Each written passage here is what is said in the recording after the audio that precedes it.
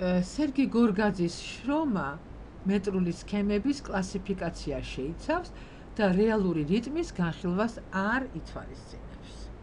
სქემები შედგენილია ტაიპების სკანდირების გზით და ერთი სიტყვითაც არ არის მოხსენიებული რიტმის ფაქტორები, מחვილების შედარებითი სიძლიერე, სიტყვისა და მეტრის ურთიერთქმედება, ეგრეთ წოდებული რიტმული ჯგუფების როლი, სინტაქსისა და მეტრის ურთიერთქმედება და სხვა. აკაკი გაწერელიამ 1953 წელს შეაჯამა თავისი დაკვირვებები ქართული ლექსის თაობაზე და გამოაქვეყნა მონოგრაფია ქართული კლასიკური ლექსი. ასე სრულად და ღრმად მანამდე არავის შეუსწავლია ქართული წყობილსიტყვაობა. მართალია ავტორი კლასიკური პერიოდის პოეზიით იფარგლება, მაგრამ მისი დასკვნები ზოგადად ეხება ქართული ლექსის ბუნებას. ბოლხოვიტინოვის, დოდაშვილის, გორგაძის შეხედულებათა გათვალისწინებისა და გაღრმავების გზით, მათი კრიტიკული შესწავლის გზით, აკაკი გაწერელია აყალიბებს ქართული ლექსწყობის სილაბურ-ტონურობის თეორიას. ავტორის აზრით, მახვილი ქართულ ენაში დინამიკურია და მოძრავი, თუმცა რუსულივით მკვეთრი და თავისუფალი არ არის. ქართული მახვილის დაქტილურობა მის უძრაობას არ გულისხმობს. სიტყვის მარცვლობრივი ოდენობის შეცვლასთან ერთად ის ადგილს იცვლის. მარგალიც, მარგალიტი, მარგალიტები და ასე შემდეგ. ენის შედარებით სუსტ მახვილს ლექსში ძალა ემატება და მოძრავი ხდება. მახვილის გადაადგილება ხდება რიტმული იმპულსის ზეგავლენით. იმპულსი არის მამოძრავებელი საწყისი ბიძგი. ამ შემთხვევაში, ესე იგი ლექსის შემთხვევაში, მახვილის გადაადგილება ექვემდებარება რიტმულ იმპულსს. თუ სტრიქონის რიტმული იმპულსი ქორეულია, მეორე პეონები ქორეებად იშლება. შავი ცხენი სადა ვითა სკანდირებით ვკითხულობ, ხვა ლომ სადა ვითა გმირსა. სადავითა მეორე პეონია, მაგრამ საწყისი ქორეების ზეგავლენით ის დიქორედ, ორმაგ ქორედ იშლება.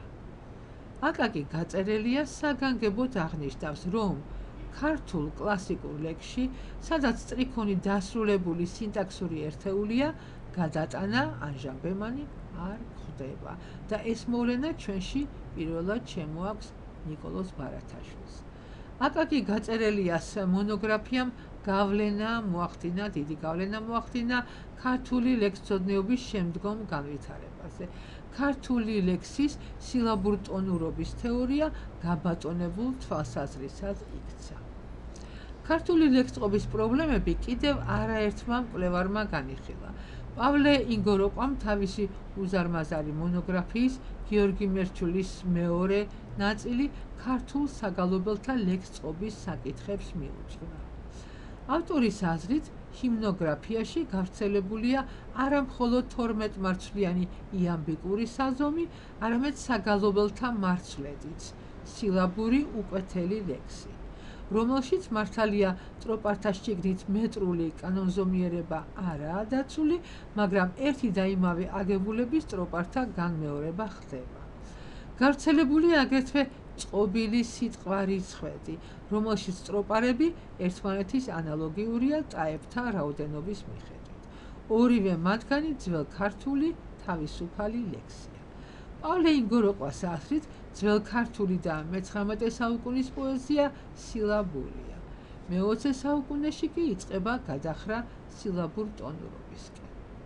აკადემიკოსმა გიორგი წერეთელმა 1973 წელს გამოაქვეყნა გამოკვლევა მეტრი და რითმა ვეფხის ტრაოსანში, რომელშიც დიდძალი მასალის სტატისტიკური ანალიზის საფუძველზე რუსთველის ლექსწყობის პრინციპად მიიჩნია სილაბურობა.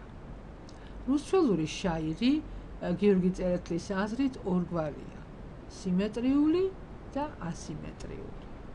სიმეტრიულია მაღალი შაირი, რომელიც 4 მარცვლიანი სეგმენტებისგან შედგება.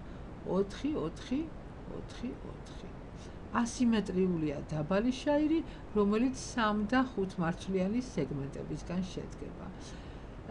შევნიშნავთ, რომ სეგმენტი იგივეა, რაც მუხლი, ანუ ცეზურით გამოყოფილი მონაკვეთი წაებისა. სეგმენტები ერთმანეთისგან განსხვავდებიან ან ემთხვევიან მარცვალთა რაოდენობით, მაგრამ არა מחვილებით. ვეფხისტყაოსნის ასიმეტრიულ წყობას გიორგი წერეთელმა მიუსადაგა ეგრეთ წოდებული ოქროს კვეთის თეორია.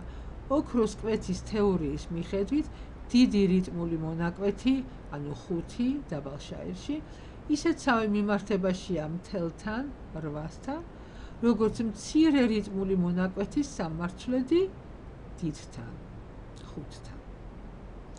ოქროს კვეთი მსოფლიოს საუკეთესო არქიტექტურულ ძეგლებში, ფერწერაში და მუსიკაში მიჩნეულია ღვთაებრივი ჰარმონიის გამოხატულებად.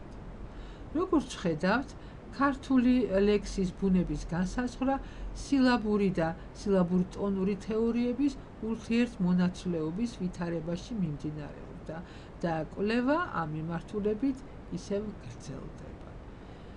ჩვენ განვიხილავთ ორივე თეორიის თვალსაზრისებს ქართული ლექსის ძირითადი კომპონენტების შესახებ.